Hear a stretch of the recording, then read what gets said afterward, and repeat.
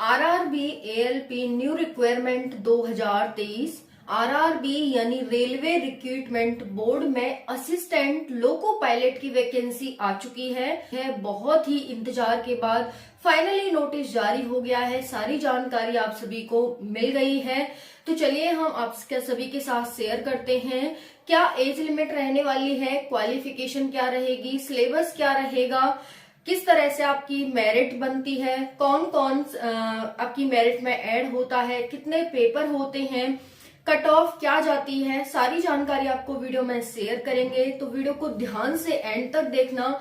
Channel पर नए हैं तो चैनल को सब्सक्राइब कर लेना। चलिए स्टार्ट करते हैं। आरआरबी यानी रेलवे एएलपी न्यू भर्ती 2024। तो इसमें क्या है आपके लिए खास? पहला तो यही है कि फाइनली वैकेंसी आ गई है। वैकेंसी आ गई है, छूट भी मिली है। जिस तरह से सभी वैकेंसीज में मिलती है उसी तरह से एक एक जानकारी आप सभी के साथ शेयर की जाएगी। अभी टेक्निकल जो हमारी पोस्ट होती है उसके लिए वैकेंसी नहीं है, सिर्फ ये एएलपी के लिए भर्ती है। तो एएलपी के लिए, टेक्निकल के लिए बात करेंगे, बट यहाँ पर वैकेंसी अभी रिलीज नहीं की है। वैकेंसी आने का तो 15 से 16 हजार का वादा था, बट अभी सिर्फ 5,000 के करीब ही हमें वैकेंसी देखने को मिल रही है। ठीक है, देखते हैं टोटल पोस्ट कितनी है। 5,696 टोटल पोस्ट है, जो कि सिर्फ एएलपी के लिए हैं। नेक्स्ट है अप्लाई डेट। आप सभी की अप्लाई डेट 20 जनवरी से फॉर्म यानी कल से फॉर्म भरे जा रहे हैं और 19 फरवरी तक फॉर्म भरे जाएंगे।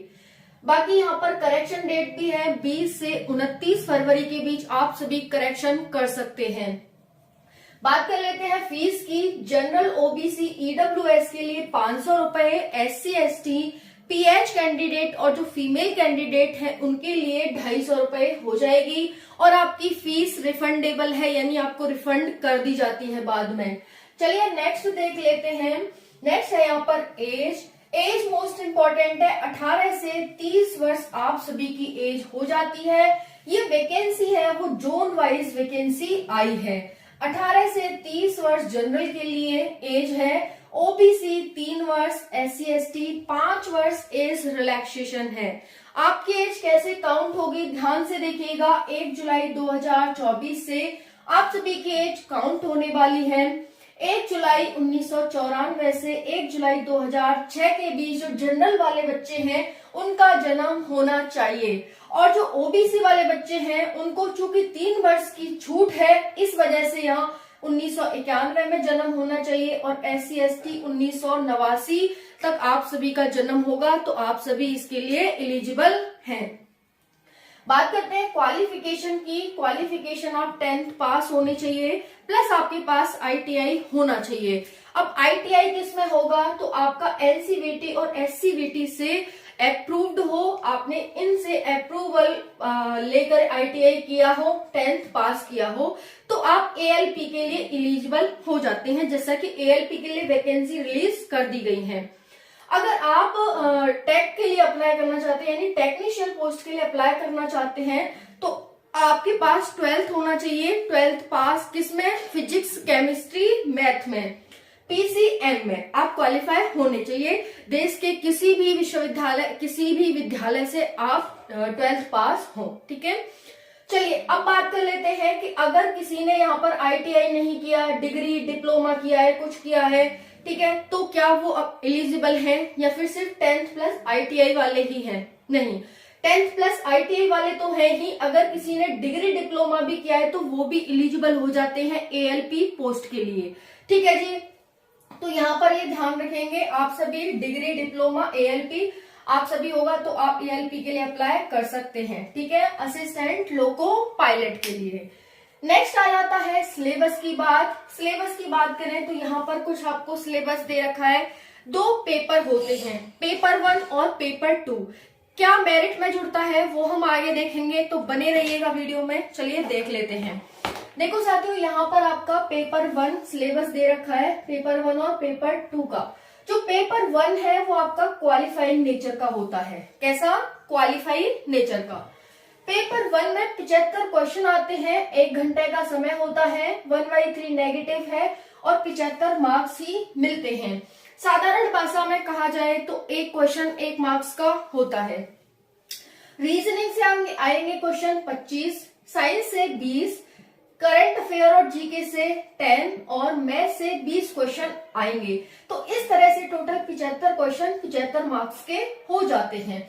ये आपका सिर्फ क्वालिफाइंग नेचर का है, तो आपको सिर्फ ये क्वालिफाई करना होगा। नेक्स्ट बात आ जाती है पेपर 2 की। पेपर 2 में पार्ट ए होता है, पार्ट बी होता है, यानी पार्ट 1 और पार्ट 2 होते हैं। टोटल यहाँ पर आप देख सकते हैं कि 175 क्वेश्चन का ये पेपर 2 हमारा होता है। इसमें 100 क्वेश्चन आएंगे, 1.5 घंटे का समय होगा, नेगेटिव 1/3 होगी, 100 मार्क्स का ही पेपर हो जाएगा। अब बात करें पेपर 2 की, 75 क्वेश्चन, 1 घंटे का समय, नेगेटिव 1/3 और 75 मार्क्स आपके हो जाएंगे। अब देख लेंगे यहाँ पर कि पार्ट 1 है उसमें क्या क्या आएगा और पार्ट 2 पे क्या क्या आएगा। ध्यान से समझिएगा। करंट अफेयर और जीके और करंट अफेयर से 10 क्वेश्चन आएंगे पार्ट 1 में।